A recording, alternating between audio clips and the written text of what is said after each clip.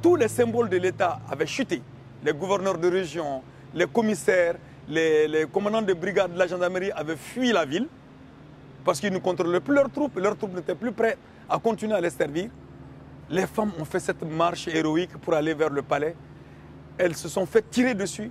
Elles ont ramassé les blessés, les morts. Elles les ont amenés à l'hôpital. Elles ont dit « Demain, nous allons arrêter Moussa Traoré ». C'est dans ce climat-là, que Amadou Toumani Touré, lieutenant-colonel à son époque, à son temps, et Oumar Birus Diallo, qui était l'aide de camp du président, ont trouvé et se sont mis ensemble pour arrêter Moussa Traoré. Et la veille de cette marche qui était annoncée par les femmes et qui devrait être soutenue fortement par les élèves étudiants du Mali. Et le dictateur, d'après les rumeurs qu'on a entendues, c'est resté rumeur, mais je crois que certains ont confirmé, avait demandé à son aviation militaire de venir bombarder les manifestants. De venir bombarder les manifestants, c'est ce qui explique la présence d'un des responsables de la flotte aérienne militaire au sein du comité de réconciliation nationale que Amadou Toumani Touré a créé. Donc voilà, Amadou Toumani Touré a intervenu pour arrêter Moussa Traoré. Bravo, on a applaudi. Alors donc le lendemain, on était dans deux lieux différents à se regarder en chien de faïence. Les militaires étaient à la maison du peuple qui était occupée par Moussa Traoré, le régime, et nous, civils, la coordination du mouvement démocratique, étions basés à la Bourse du Travail. J'ai été interpellé pour aller voir, on m'a demandé de venir voir le président Amadou Toumani Touré, le commandant du comité de réconciliation nationale et à la maison du peuple. Je lui ai fait dire que je suis du peuple et le peuple est à la Bourse du Travail.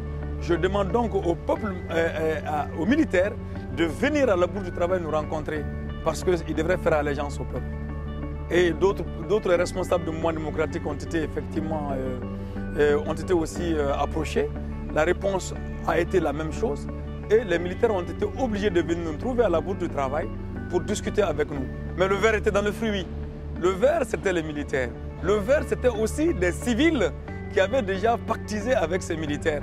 Le verre était tout cela qui avait profité allègrement du régime de Moussa Traoré, qui, avec le changement, y compris Alpha Omar Konaré lui-même, qui était ministre du dictateur au moment où nous on recevait les balles du dictateur en 1978. Donc ces mêmes vers qui étaient dans le fruit, entretenus qui par le Parti socialiste français, qui par les milieux de la DGSE française, ces mêmes vers-là se sont développés dans notre fruit, dans le fruit de la révolution. Et voilà qui ont ramené toutes les revendications du peuple malien, des élèves étudiants du Mali, des travailleurs du Mali, à une seule dimension, celle d'organiser des élections libres, entre guillemets, transparentes, entre guillemets, celle de consacrer dans la loi fondamentale le multipartisme et la démocratie républicaine, avec donc un parlement multipartisan. Voilà en quoi ils ont cantonné toutes les revendications de ce formidable mouvement à des revendications institutionnelles. Maintenant, le continuer à mettre dans les institutions, c'est ça le nœud gorgien. Et c'est sur ça que nous n'avons jamais pu nous entendre, les nouveaux dirigeants et nous autres. Alors donc, nous qui avions créé le Comité national d'initiative démocratique, nous qui avons créé l'Association malienne des élèves étudiants du Mali, certains qui avaient créé l'Alliance pour la démocratie au Mali, en 5 ans du régime de Alpha Omar Konaré déjà, qui a été choisi et élu président de la République en 1992, lorsqu'Amadou Toumani Touré a donc été contraint de passer la main. Contrairement à tout ce qu'on raconte, il a été contraint de passer la main. Alors donc, en 5 ans de gestion de ce régime, on s'est rendu compte que le régime en place avait fait sienne la politique de développement du Fonds monétaire de la Banque mondiale de Moussa Traoré de 1985. Parce qu'en 1985, le régime du dictateur a fait ce qu'on appelait le programme de réforme économique.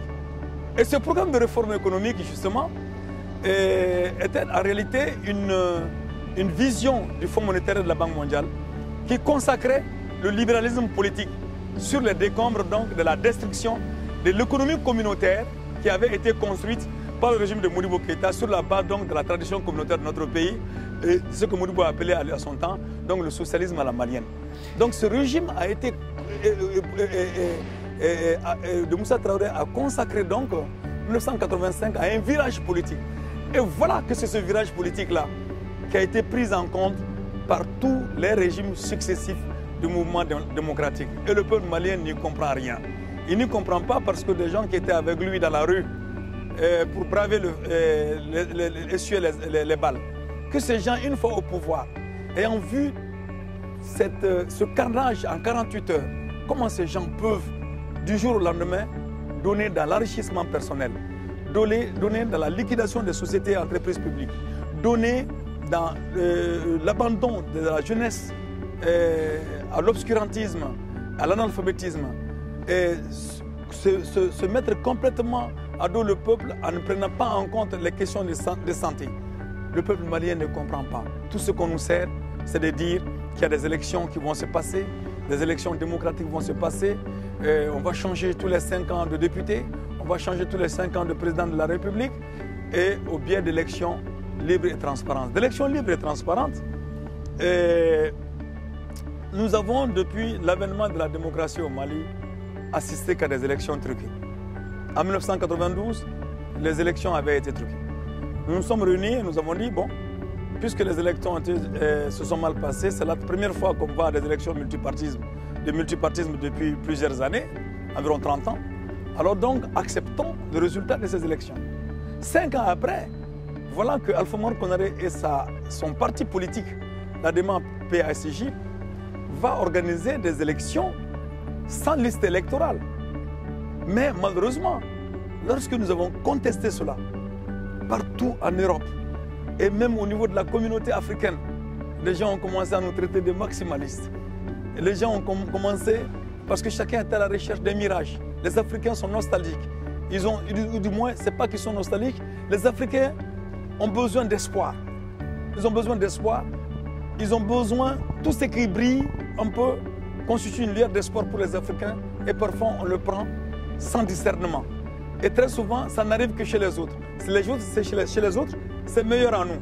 Donc ça fait qu'au lieu de se parler, de s'écouter, on a des difficultés à pouvoir donc permettre à ce que des régimes authentiquement démocratiques puissent apparaître dans nos pays par la critique de ceux qui sont au pouvoir, la critique acerbe de ceux qui sont au pouvoir, pour qu'ils puissent coller avec les aspirations du peuple. Donc en 1997, on a vu le régime de Alpha Oumar Konaré qui a appliqué tous les accords du FMI et de la Banque mondiale, de la France, a donné la voix complètement à toutes les multinationales françaises.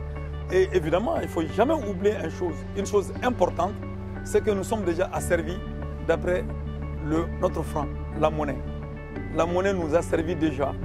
Et ne pas faire de tentatives pour s'en sortir, c'est continuer à nouer l'accord dans d'autres coups. Et c'est ce qui se passe. Alors justement, le SADI alors, et les raisons de votre engagement. Mais justement, nous nous sommes retrouvés tous ceux qui avons tiré les conséquences, les conclusions comme quoi ce n'est pas la voie choisie, ce n'est pas la voie qui nous a amenés dans la rue, ce n'est pas la voie qui a fait nos martyrs. Nous avons créé un mouvement politique qu'on a appelé Solidarité africaine pour la démocratie et l'indépendance. On voulait que ce mouvement soit le creuset de toutes les forces qui ne sont pas d'accord avec l'orientation du régime, de toutes les forces qui avaient des propositions alternatives. Et pendant 5 ans, nous sommes restés en tant que mouvement politique. Mais rapidement, la répression s'est abattue sur nous. Moi, j'ai été obligé, par exemple, de faire 11 mois d'exil. Sous la dictature de Moussa Traoré, j'ai fait 11 mois de prison avec torture. Et sous le régime démocratique d'Alpha Oumar Konaré, pour avoir contesté les résultats des élections auxquelles on n'était même pas partie prenante, j'ai dû faire 11 mois d'exil. Femmes et enfants arrêtés, mis en prison. D'autres membres de la contestation à l'époque arrêtés, mis en prison, en même temps des gens qui ont été assassinés. Mais tout ça s'est passé sous le silence. Alors donc, nous nous sommes dit, on a créé le mouvement pour repositionner les revendications politiques du peuple malien. Et au bout de 5 ans, nous avons transformé ce mouvement en parti politique. Et sous la pression des paysans notamment de Koutiala, d'une région, la région cotonnière du Mali, qui se situe en 3e région, la région de Sikasso.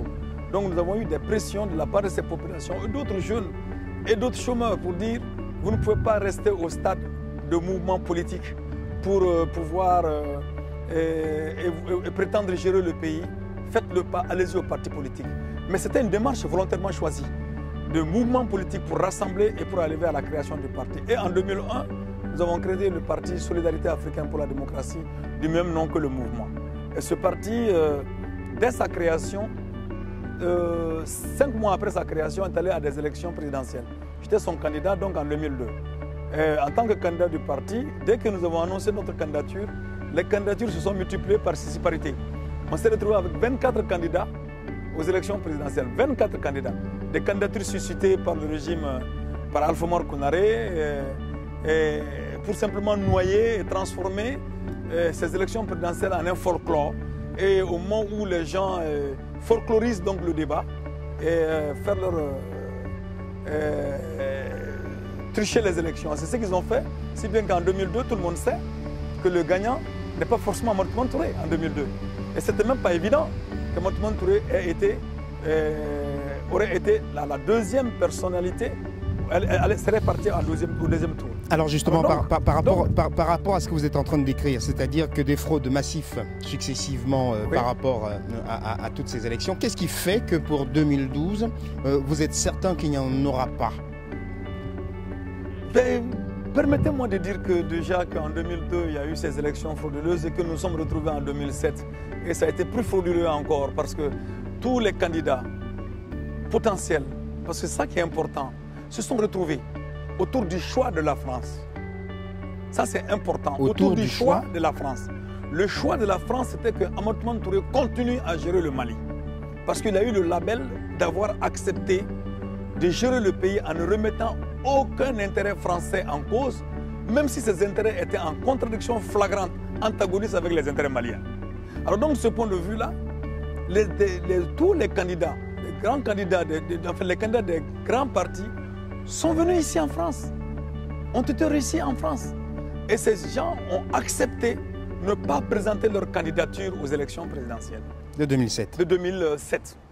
Si bien que l'ADEMA, qui était le parti de Alpha Omar Konaré, un parti qui dit être le plus grand parti du Mali, et l'URD, qui se dit le deuxième parti plus grand du Mali, dirigé par Soumaïla Cissé, et tous ces partis se sont remis ensemble pour être derrière Mortimer Touré.